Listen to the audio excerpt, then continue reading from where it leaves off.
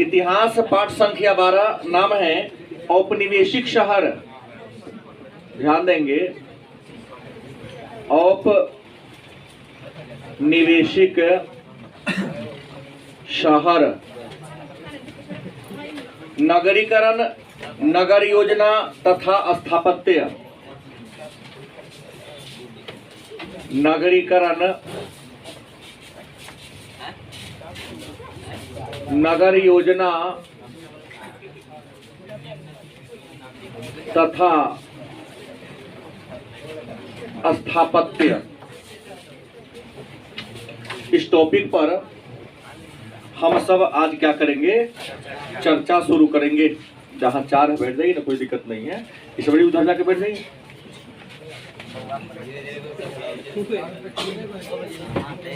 आइए सबसे पहले जानेंगे कि औपनिवेशिक शहर क्या है। नाम तो भारी नहीं है, शायद आप सबको पता है कि भारत इंग्लैंड का उपनिवेश था। उपनिवेश का मतलब होता है गुलाम। उपनिवेश का मतलब क्या होता है? तो अंग्रेजों के शासन काल में भारत का जो शहर था, उस शहर को हम औपनिवेशिक शहर के नाम से, ध्यान देना है, अंग्रेजों के शासन काल में जो भारत का बड़ा या प्रमुख शहर था, उस प्रमुख शहर को हम औपनिवेशिक शहर के नाम से जानते हैं। नगरीकरण, नगरों के विकास की प्रक्रिया को, नहीं, नगरीकरण कहे या शहरीकरण कहे, दोनों में कोई अंतर। औपनिवेशिक शहर का परिभाषा होगा कि अंग्रेजों के शासन काल में भारत का जो प्रमुख शहर था, उसे हम कहते हैं औपनिवेशिक शहर। कौन कौन है, चर्चा करेंगे थोड़ा देर बाद। फिर नगरीकरण क्या है, तो नगरों का या शहरों का तीव्र गति से विकास। जैसे आप सब सीतामढ़ी शहर को देख रहे हो, लेकिन बहुत पहले की बात नहीं ज्यादा बता रहा हूं, लगभग 2000 से पहले लिख लो, ये सब कुछ नहीं था। 2011 से पहले ये जो मेरे पीछे बड़ा बिल्डिंग बना हुआ है, कुछ नहीं था। हमारा ऊपर वाला रूम में क्लास चलता था और बच्चे को 2 मिनट 5 मिनट जाना होता था, लाइन से बांध के किनारे खड़ा होके ये करता था, पूरा यहां से वहां तक। ये कहानी थी पूरा। सारा अपराध अगर सीतामढ़ी में कहीं घटता था तो पूरी घटना के इधर ही ये होता था। लेकिन जैसे जैसे आप लोगों की संख्या बढ़ती गई, नहीं, बच्चा लोग इधर आगमन शुरू कर दिए।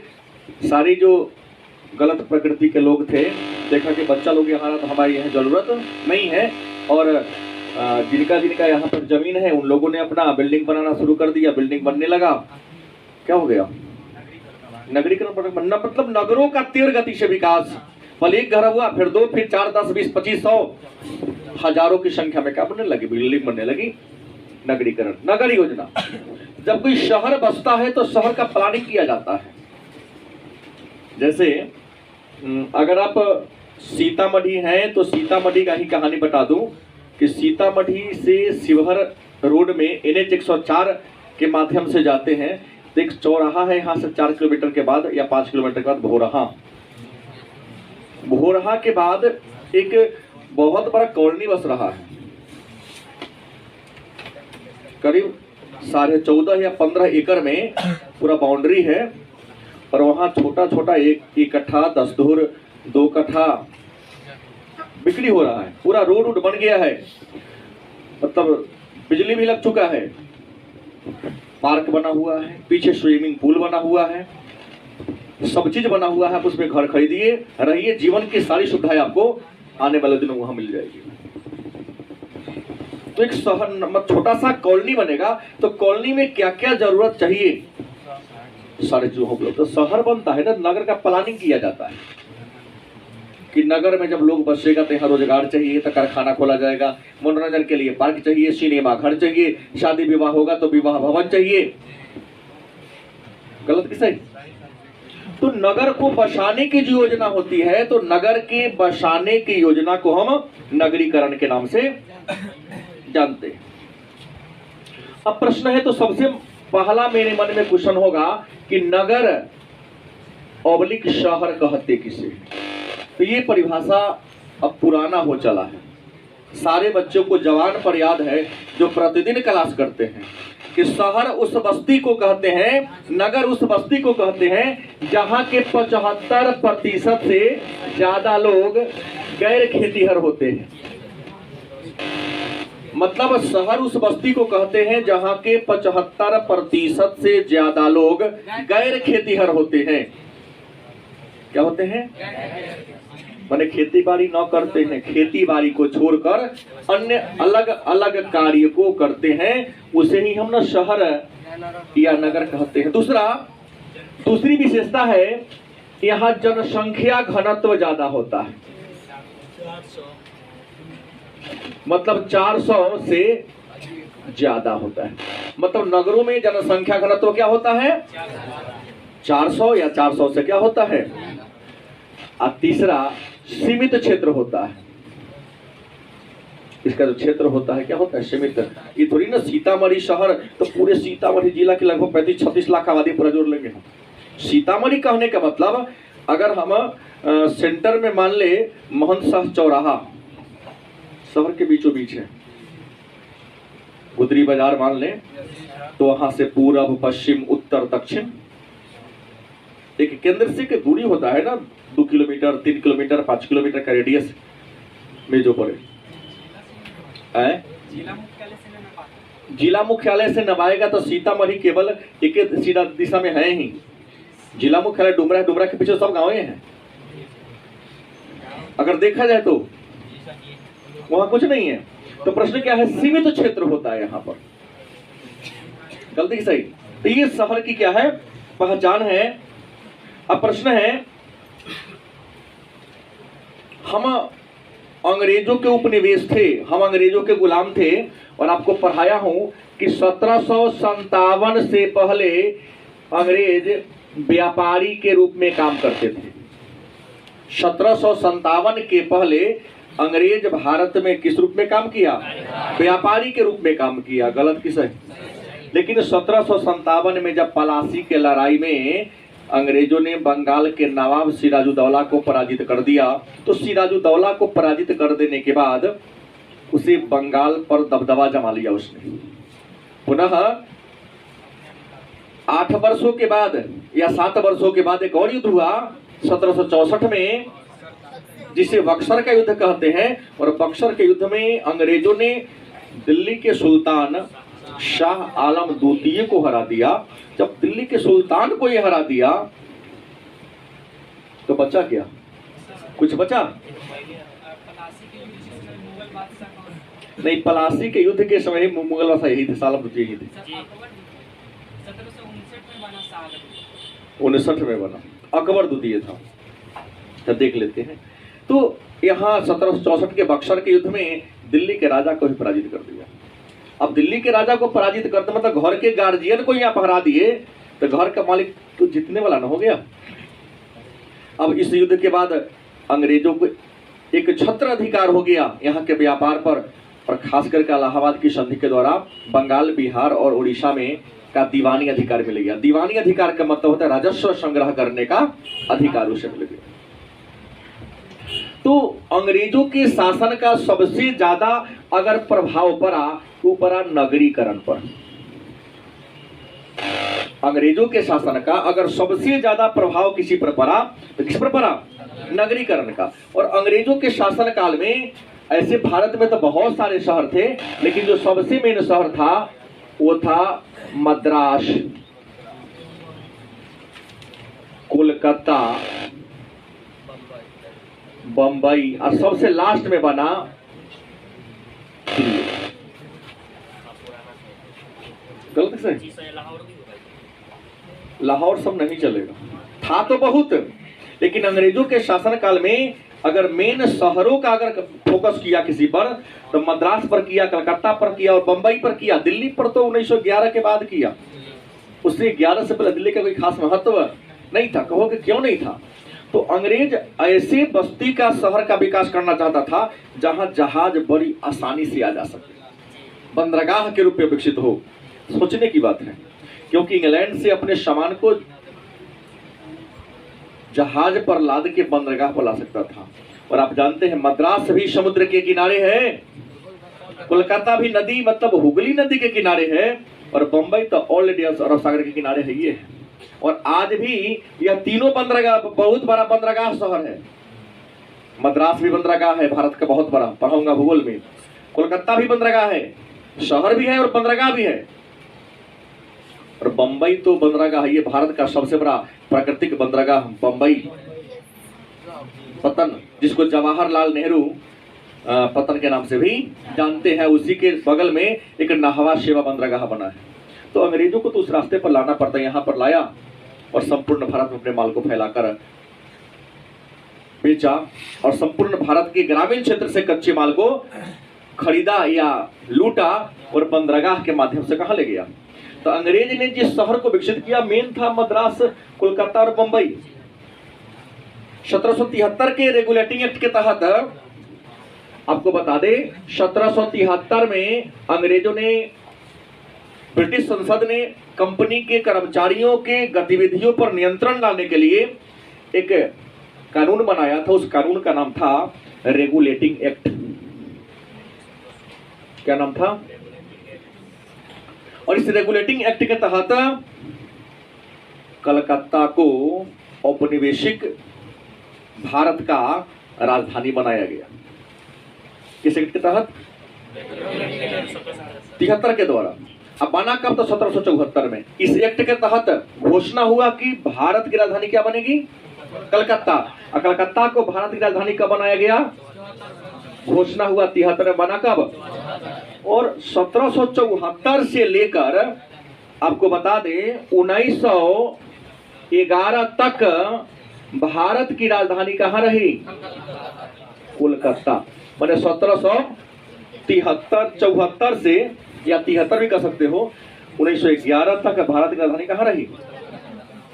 लेकिन आपको बता दूं एक बात, आप सब बहुत पहले से पढ़ते आ रही, नहीं कि मैं आपको पढ़ा रहा हूं, इससे पहले भी आपने पढ़ा है कि कलकत्ता में राष्ट्रवाद बड़ा मजबूत उग्र रूप धारण कर लिया।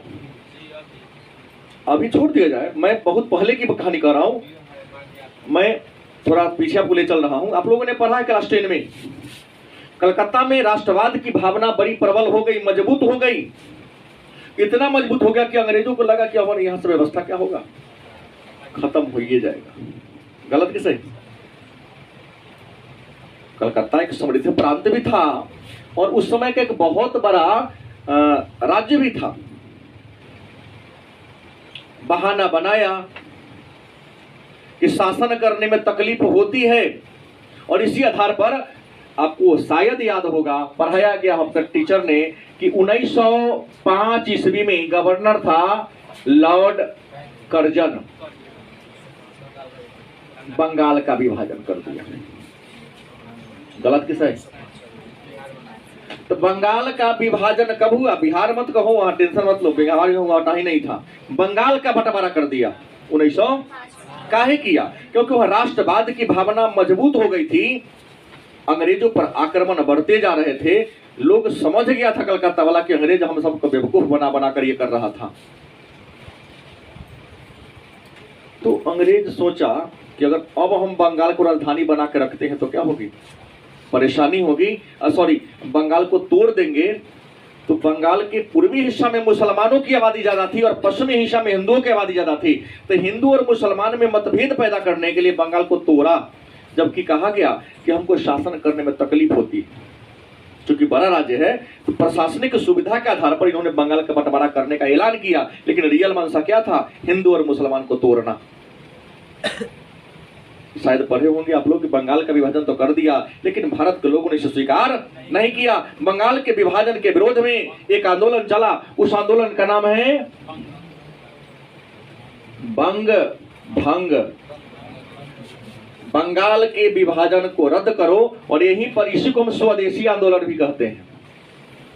क्या होता है? आंदोलन, बंग भंग आंदोलन या स्वदेशी आंदोलन 1906 में। क्या जी? लोगों ने इसको काला दिवस के रूप में मनाया जिस दिन बंगाल का बंटवारा किया, और एकता को प्रदर्शित करने के लिए एक दूसरे की कलाई पर क्या बांधा, राखी बांधा। हिंदू ने मुसलमान को, मुसलमान ने हिंदू को, दोनों ने मिलकर जोरदार इसका क्या किया, विरोध किया।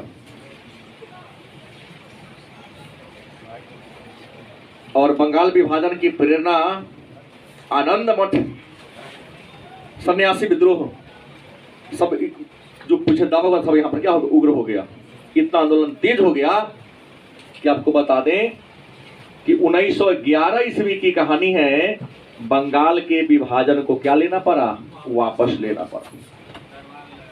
हाँ, दिल्ली में दरबार 1911 में लगा था, तो उस दिल्ली दरबार के समय इंग्लैंड के सम्राट इंडिया में आए थे, देखा कि आंदोलन तेज हो गया है। इतना ही नहीं, चांदनी चौक पर एक गवर्नर जा रहा था, रास बिहारी बोस बम फेंक दिया।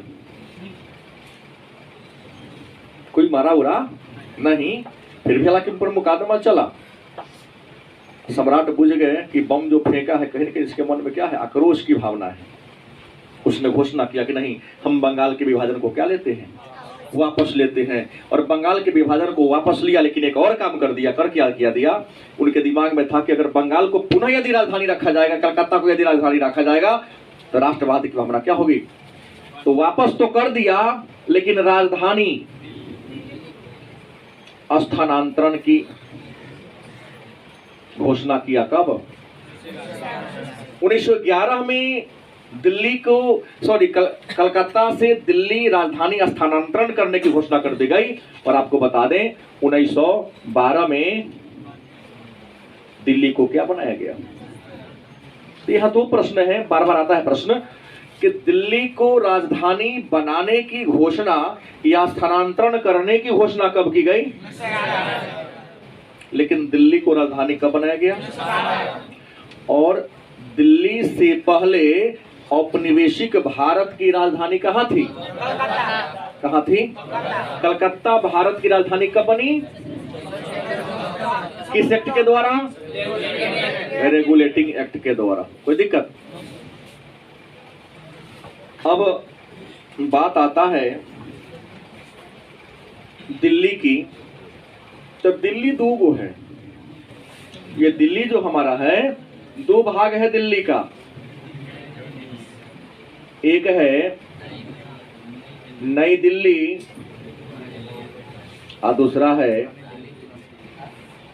तो मन में एक प्रश्न होगा कि सर ये नई दिल्ली और पुरानी दिल्ली सुने तो है, लेकिन है क्या अंतर दोनों में।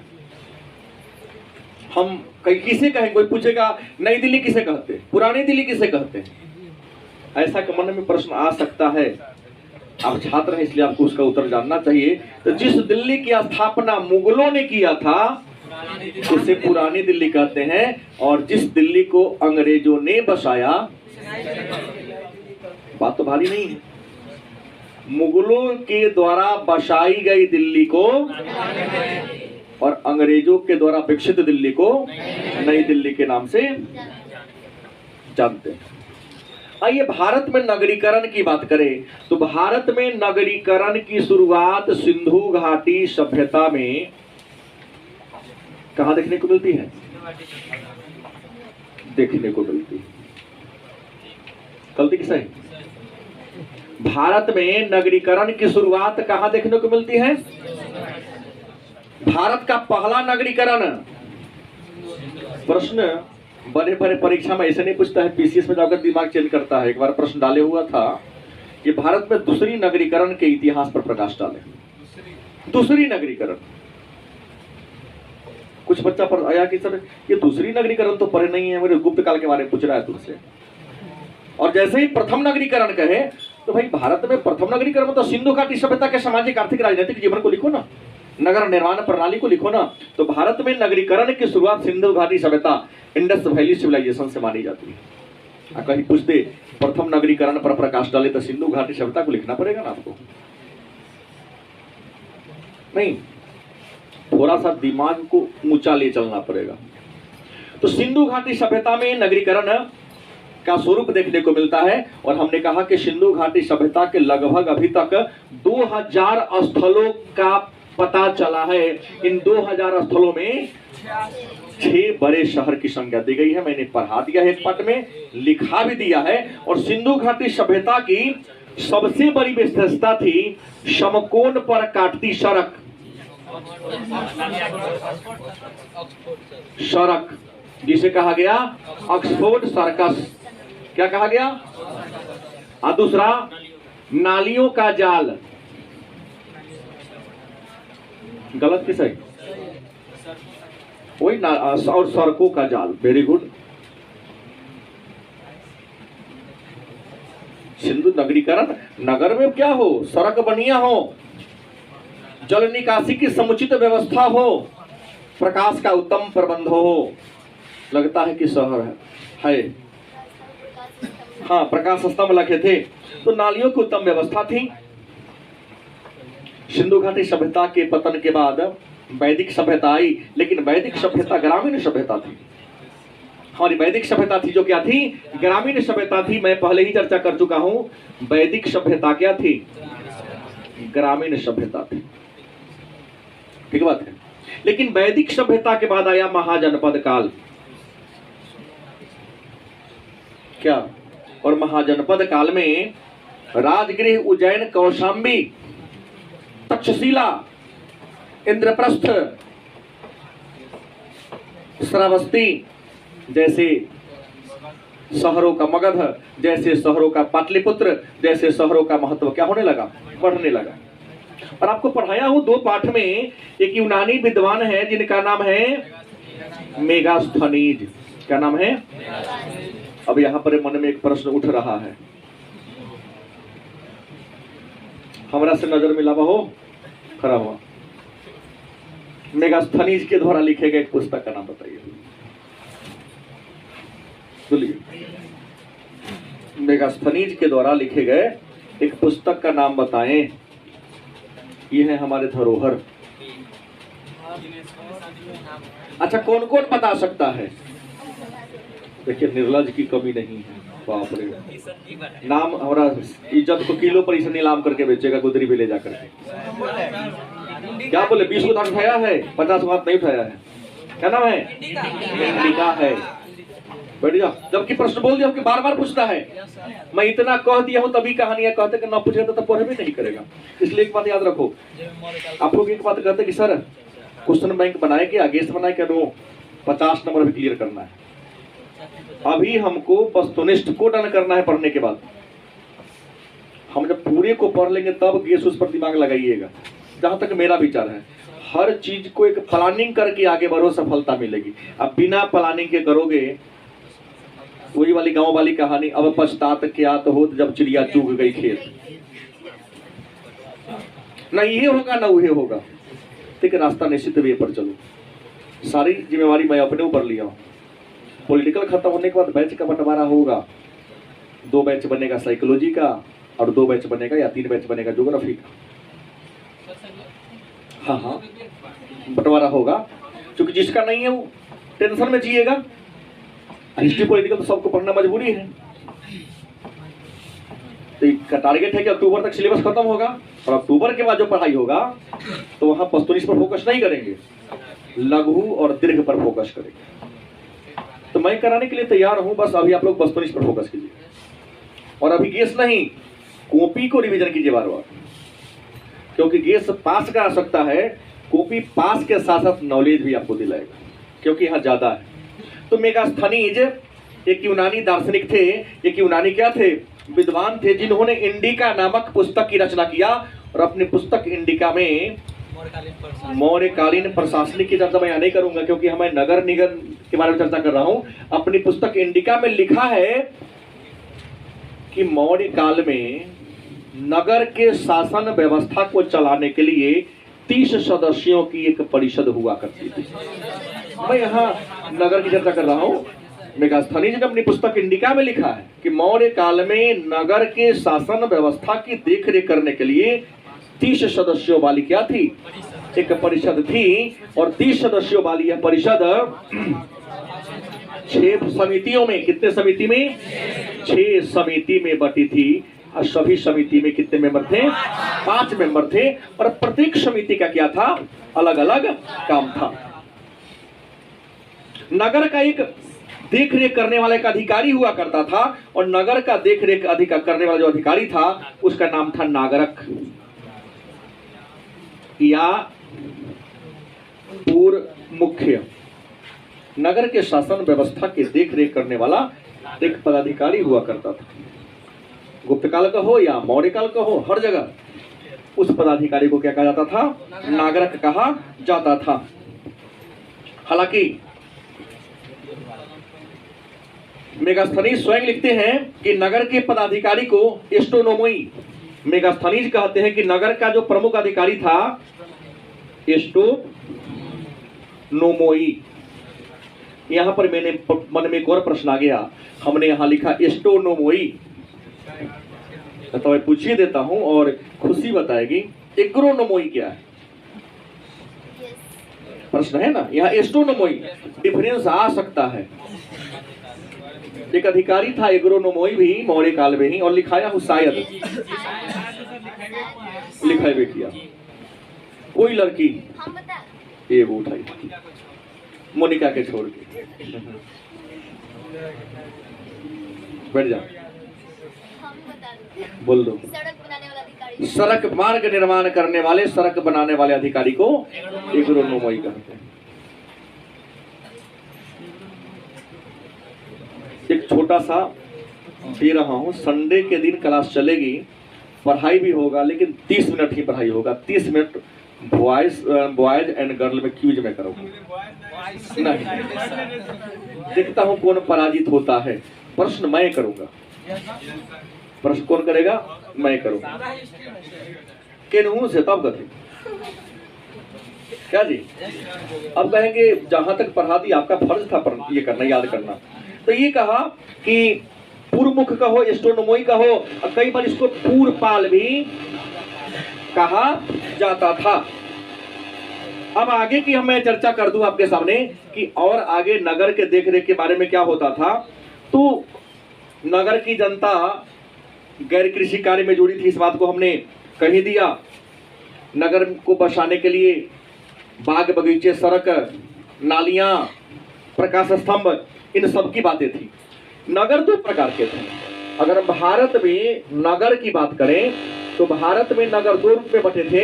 एक थे उत्तर भारत के नगर और दूसरा दक्षिण भारत के नगर। और एक विशेष बात आप लोगों को पहले भी मैं चर्चा कर दिया हूं कि उत्तर भारत के नगर और दक्षिण भारत के नगर में अंतर था। 7 पाठ में शायद मैं चर्चा किया हूं कि उत्तर भारत के नगरों का विकास राजधानी के इर्द गिर्द या व्यापारिक केंद्र के इर्द गिर्द हुआ है। मतलब उत्तर भारत में नगरों का विकास कहाँ हुआ है? तो राजधानी या व्यापार केंद्र के आसपास हुआ है। गलत कि सही? हुआ है ना। दूसरी ओर कहोगे राजधानी तो जहां से किसी राज्य का शासन चलता है उसी को राजधानी कहते हैं। अब व्यापार केंद्र बने बाजार के अगल बगल में। सीतामढ़ी बाजारे न है, यहाँ शहर बस गया। मुजफ्फरपुर एक बाजार है। अब देखो ना, आप जहां जा सकते हो, कस्बा के अगल बगल में आपका घर है, यहाँ मोहनपुर है, बरियारपुर है, क्या है? कस्बा है न, शहर है ना गांव है। तो शहर और गांव का मिलता जुलता रूप या गांव विकसित होकर धीरे धीरे शहर की ओर बढ़ रहा है तो कहते उसको कस्बा। बस समझ गए? तो राजधानी के बाजार के अगल बगल में। लेकिन दक्षिण भारत में शहरों का विकास कहाँ हुआ? मंदिर के आसपास हुआ। इस बात का उल्लेख मैं पहले ही कर दिया था। हमने एक बात और कहा था कि नगर में शांति व्यवस्था बनाए रखने वाला जो कर्मचारी था उसका नाम था कोतवाल। क्या था? नगर में शांति व्यवस्था को बनाए रखने वाला अधिकारी कौन था? कोतवाल था। प्रश्न आएगा तो उत्तर भारत के कुछ नगरों का नाम लिखिए, दक्षिण भारत के कुछ नगरों का नाम लिखिए। ये बहुत बड़ी बात नहीं है। उत्तर भारत में आप दिल्ली ले सकते हो, वाराणसी ले सकते हो, आगरा ले सकते हो, लाहौर ले सकते हो, हाँ पाटलिपुत्र ले सकते हो, वाराणसी ले सकते हो। दक्षिण भारत में मदुरई, मछलीपट्टनम, मद्रास, सूरत, हाँ, हैदराबाद, ऐसे बहुत सारे शहरों का आप नाम, पौंडीचेरी, इन शहरों का नाम ले सकते हो। अब प्रश्न है नगरों के विकास की रणनीति। एक टॉपिक आता है आपके सामने, नगरों के विकास की रणनीति। मतलब अंग्रेजों ने शहर के विकास के लिए कौन कौन सी रणनीति अपनाया। अब देख लो, रणनीति माने आपका व्यक्तिगत विचार। आप में से तो कोई ऐसा है नहीं जो घर बनाने का प्लान कभी किया होगा। अभी बीसीए है आप लोग, तो क्या करेंगे? बीसीए ना है, सारे लोग बीसीए हैं। बीसीए मतलब बाप के कैश पर ऐस। हाँ, ये सोचा है कि कंप्यूटर वाला बीसीए, नहीं, रियल में आप लोग बीसीए हैं। लेकिन एक बात है कि यदि नगरों के विकास की हम बात करें, छोटा सा उदाहरण दे रहा हूं, यदि आपके पिताजी घर बनाना शुरू किए होंगे तो घर बनाने से पहले घर का नक्शा बनवाए होंगे। गलत कि सही? भाई या तो नॉलेज है, बुद्धिमान है तो अपने से बना लिए, अन्यथा किसी इंजीनियर से जाके बनवाए। क्योंकि नक्शा बनाकर प्लानिंग करके किसी काम को किया जाता है तो कार्य में सफलता मिलती है। गलत कि सही? तो नगरों के विकास की रणनीति की बात कर ले तो नगरों के विकास की रणनीति में सबसे पहले निर्माण किया गया मानचित्र। मानचित्र का निर्माण करने की बात की गई। क्या बनाने का? मानचित्र निर्माण करने की बात की गई। और आपको बता दे कि मानचित्र का काम क्या होता है। तो मानचित्र से यह पता चल जाता है कि शहर में भवन कहाँ बनेंगे, हॉल कहाँ बनेंगे, सभागार कहाँ बनेंगे, अस्पताल कहाँ बनेंगे। नहीं, अमीरों की बस्ती किधर होगी, गरीबों की बस्ती किधर होगी, कल कारखाना कहाँ लगेगा, बाजार कहाँ लगेगा, शहर के कूड़ा कचरा जो बनेगा वह कैसे शहर से बाहर निकाला जाएगा। तो शहर का मानचित्र बनाने के लिए अंग्रेजों के शासनकाल में 1878 ईस्वी में survey of India, survey of India का गठन किया गया। जो मानचित्र बनाता है, देखना आज भी जो मैप आपके पास आता है तो मानचित्र बनाने वाली संस्था का नाम क्या है? Survey of India. मतलब भारत सर्वेक्षण विभाग ही मानचित्र बनाती है। आपके जमीन का भी नक्शा बनता है, नीचे लिखा रहेगा ब्रैकेट में कि सर्वे ऑफ इंडिया के द्वारा बनाया गया है। तो सर्वे ऑफ इंडिया का गठन अंग्रेजों के शासनकाल में 1878 ईस्वी में हुआ था। दूसरा, शहर के लिए करना क्या होगा? तो जनगणना करना होगा। क्या करना होगा भाई? जनगणना से पता चलेगा ना कि शहर में कितने लोग हैं। लोग के अनुसार आपको भवन की व्यवस्था करनी पड़ेगी, रहने की, आने जाने सब चीज की व्यवस्था करनी पड़ेगी। और जरूरत की चीज, और जनगणना से पता चलेगा ना कि सरकार को कौन टैक्स देने के लायक है और कौन देने के लायक नहीं है। तो भारत में सबसे पहली जनगणना की बात करें तो 1872 में लॉर्ड मेयो के काल में हुई थी। ठीक बात है, किसके काल में हुई थी? लॉर्ड मेयो के काल में हुई थी। लेकिन यह सफल नहीं रहा, सफल नहीं रहा। लेकिन पूछिएगा, अगर कोई पूछ दे कि भारत में पहली बार जनगणना कब हुई तो 1872 में। किसके काल में? लॉर्ड मेयो के काल में।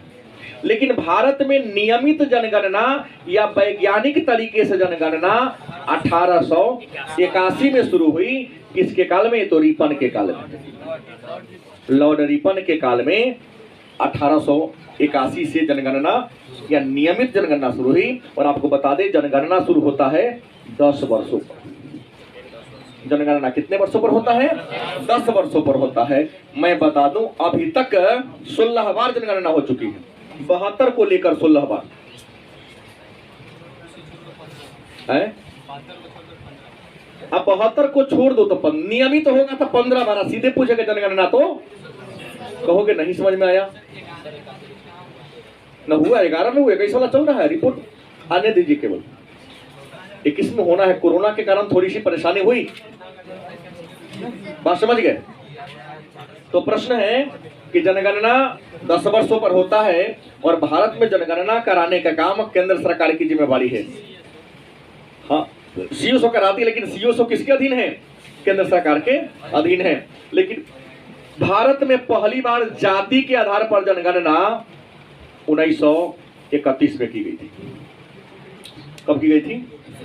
हाँ, जाति आधारित पहली बार जनगणना 1931 में, और दूसरी बार 80 वर्ष के बाद 1911 में। दूसरी बार कब की गई थी? 1911 में। नेता लोग अपना फायदा के लिए करवा लेते कि केना हम सीट का बंटवारा करेंगे जाति जाति आधारित जनगणना ये होती है, तो पहली बार यहां पर आई थी। तीसरा काम क्या होगा? इसके लिए अंग्रेजों ने एक और काम क्या किया था? रेलवे का विकास किया। किसका विकास किया? रेलवे का विकास। भाई शहर होगा तो आवागमन होगा ना, तो नगरों के विकास की रणनीति में पहले मानचित्र बना, जनगणना कराई गई, और जनगणना का तीसरा मुद्दा क्या आया? रेलवे का विकास आया। किसका विकास? अब सबको पहले ही बता दिया हूं कि भारत में रेलवे की शुरुआत 1853 ईस्वी में डलहौजी के काल में हुई थी। किसके काल में? और भारत की पहली रेल 16 अप्रैल 1853 ईस्वी में मुंबई से ठाणे के बीच 21 मील या 34 किलोमीटर, 21 मील का हो तब या 34 किलोमीटर का हो तब, दोनों में कोई अंतर चली थी। रेलवे का उद्देश्य अंग्रेजों को निजी फायदा था, भारतीयों के लाभ के लिए कुछ नहीं किया।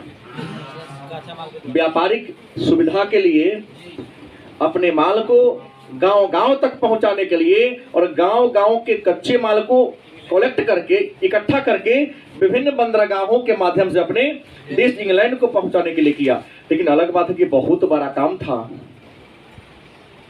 अब जाएगा तो ट्रेन में उठा थोड़ी चल जाएगा, पटरी उखाड़ ले चल जाएगा। वो मिल गया हमको, तो बाद में किसको फायदा हुआ?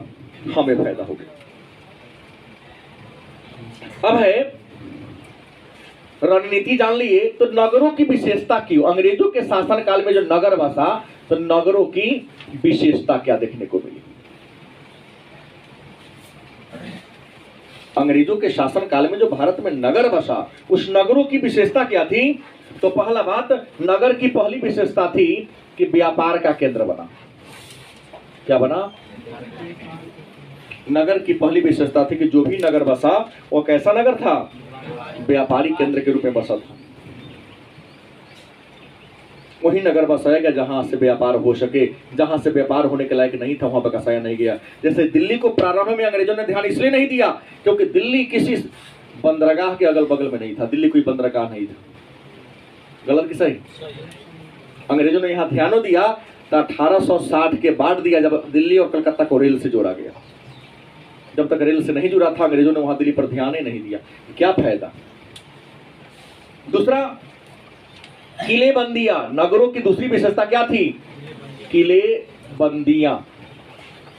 अब कहो किलेबंदी क्या होता है? तो अंग्रेज हर शहर में अपना जो बस्ती बनाता था उसको बाउंड्री से घेर देता था ताकि हम सुरक्षित रह सके, क्योंकि हम तो शोषण करने वाले हैं। अब एक छोटी सी बात, तो थोड़ा बुरा नहीं मानना है, न मान लेगा तब दिक्कत होगा ना हमको।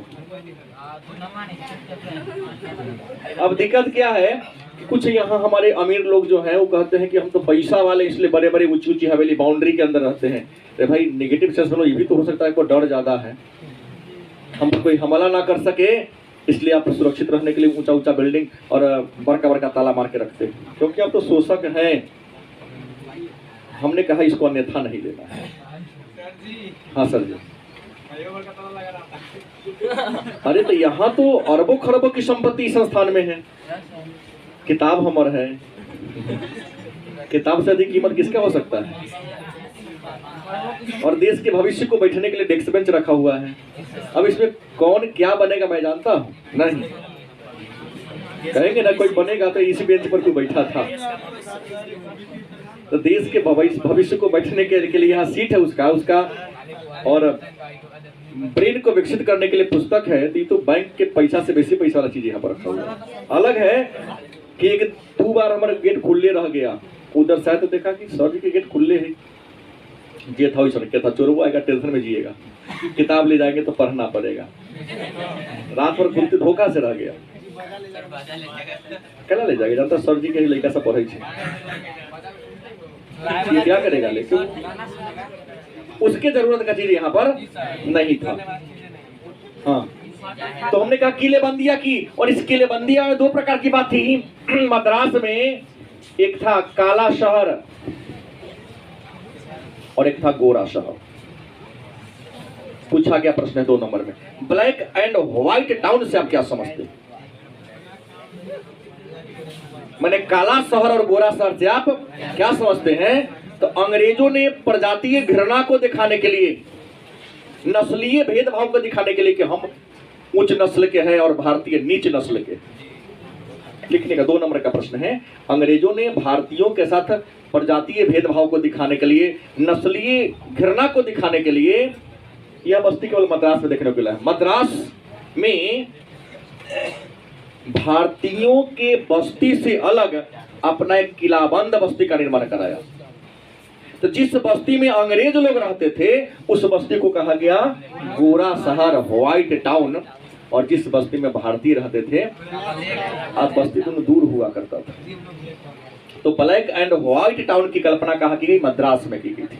अंग्रेजों के शासनकाल में ऐसा बात देखने को मिला। उसके बाद और बात हम कर दें, अंग्रेजों ने एक और नया नाम किया इसी में, सिविल लाइन। क्या था? हाँ, सिविल लाइन। अब कहोगे सर सिविल लाइन क्या है? तो 1857 के सिपाही विद्रोह के बाद अंग्रेज के विरुद्ध भारतीय गोलबंद होने लगे, और भारत के जो आप लोग जैसे नौजवान थे, देख लिया प्रतिशोध की भावना को से अंग्रेजों बस्ती पर हमला करने लगा, धावा बोलने लगा कि किसी तरह इसको सताएंगे तो यहाँ से क्या हो जाएगा, ये भाग जाएगा।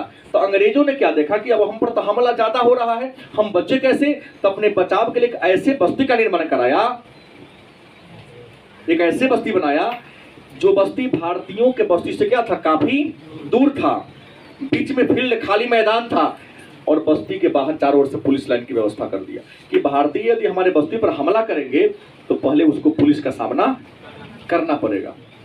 तो ऐसी बस्ती जिसके चारों ओर से पुलिस छावनी हो, उस बस्ती को कहा गया सिविल लाइन। और सिविल लाइन में कौन रहते थे? अंग्रेज लोग रहा करते थे। तो यह प्रश्न भी 2 नंबर में एक बार पूछा गया है कि सिविल लाइन क्या है। अब अगला टॉपिक आता है कि अंग्रेजों के शासनकाल में बिल्डिंग कौन कौन तरकीब से बनता था, और दूसरा कि कलकत्ता, दिल्ली, मुंबई और चेन्नई शहर के बारे में चर्चा करना है।